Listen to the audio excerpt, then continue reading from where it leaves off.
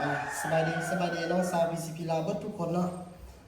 มื้อที่มารีวิวก่อนส่งงานลูกค้าอยู่ทางคำม่วนกับ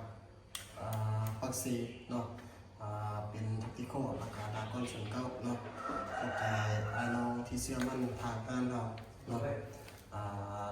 จะให้คลิปรีวิวก่อนส่งงานเพิ่นเนาะตัวนี้สิเป็นทักติคอเด้อไอ้เพิ่นอยู่ทางคำม่วนเนาะสั่งเป็นเบอร์หนึ่งเนาะสั่งเป็นเบอร์หนึ่งเนาะเบอร์หนึ่งลำเล็กเด้อตัวนี้เป็น HW เนาะของไอ้น้องเวียดนามเนาะตัวนี้เนาะเป็นลำ12เกี่ยวเด้อเป็นงานเบอร์หนึ่งเนาะยิงนกไม้ยิงนกน้อยเนาะโอเคลำตัวนี้ยิงได้ทั้งลูกสลักแล้วก็ทั้งหัวดุมเนาะในราคานี้เนาะเราลำทวนลำเบอร์หนึ่งจะแพงก้นเบอร์สองเลยเนาะปกติตัวนี้เป็น1,500,000เนาะแต่ว่าใส่ลำเบอร์หนึ่งนี่ลำเบอร์หนึ่งมันจะแพงก้นเบอร์สองลำเป็นลำ HW เนาะเก็บเสียงเก็บเต็กเนาะตัวนี้เป็นเบาเนาะเบาแล้วก็เงียบถือว่าในราคานี้รุ่นนี้ถือว่า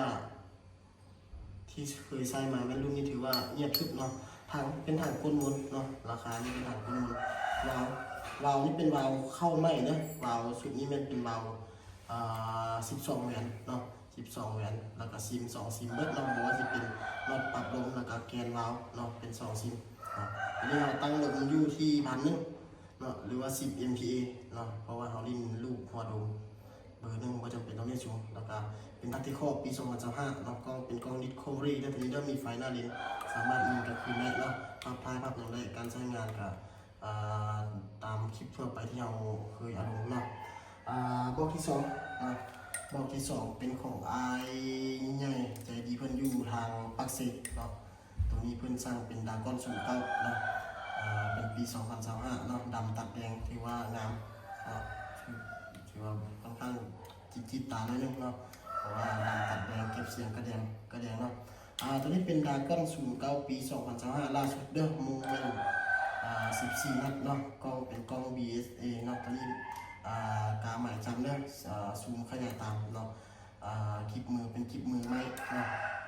มือไม้งามตัวนี้เนาะบอดี้อย่างต่างๆงามส่วนบอดี้ทายพับล็อกเด้อตัวนี้เด้อพับล็อกเป็นของดากอน09วาล์วก็เมียนตัวใหม่เลยล่าสุดเนาะ14เหรียญถังเป็นถังคาร์บอนเนาะเป็นถังคาร์บอนลำเนาะลำนี่เป็นลำเข้าไม่ของห้าเนาะเป็นวาเทอร์ดากอนเนาะตัวนี้เนาะเป็นลำ8เกี่ยวด้วยครับประกันให้1 ปีเต็มโดยเฉพาะลำเนาะเก็บเสียงมันเป็นอะแดปเตอร์ของไอ้น้องเวียดนามเด้อลำตัดแดงมีเข้ากันเลยเนาะเก็บเสียงระหว่างเก็บเสียงกับท้ายปืนเนาะไอ้น้องคนใดสนใจก็ติดต่อมาผ่านทางเบอร์โทรเนาะผ่านทางเบอร์โทรที่เราฝากไว้ถึงหน้าจอแล้วก็ถึงหัวข้อเนาะฝากไอ้น้องกดติดตามช่อง YouTube ของทางไอ้คนนี้เด้อเพื่อจะได้เห็นคลิปต่อๆไปเนาะขอขอบใจ